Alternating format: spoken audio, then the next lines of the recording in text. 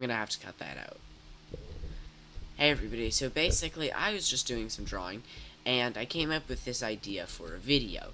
And it's basically that I created just a simple, basically, system on how to create at least semi-interesting kind of monsters, basically, for things like this. I'll be going over basically it.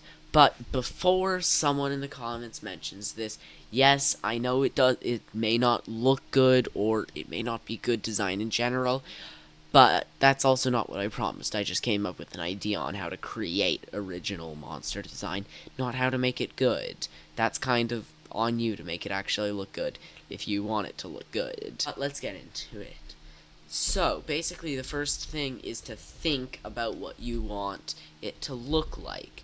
So, basically, like, just choose an animal or something to basically choose as what you're going to make. For example, for the example, I'm choosing a cow. And basically, this is pretty simple. Then the next thing is you need to shrink or stretch some features. Basically, you can, stretch the mouth of the cow, like I did, or all those different things.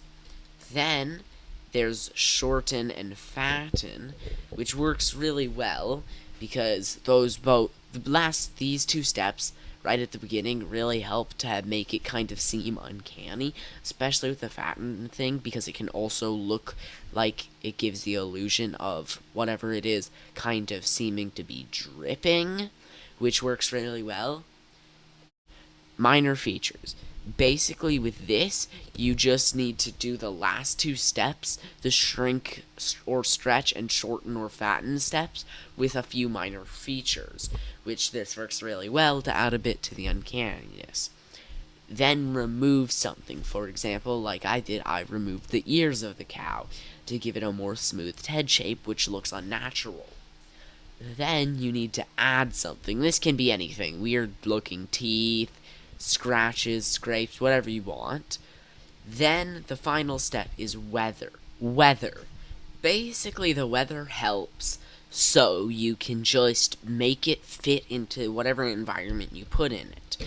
Basically, for example, with the weather, for the cow, I could make it seem like it's been living in the wild for a while, which this is not something I did in the example, but for example, I could, cover it in, basically kind of scratches and scrapes that seem like it got caught on branches, or have mud on its feet, things like that. Just, you need to weather it. Or let's say I wanted it in a nuclear wasteland, just cover it in radiation burns and boils, and that would work pretty well.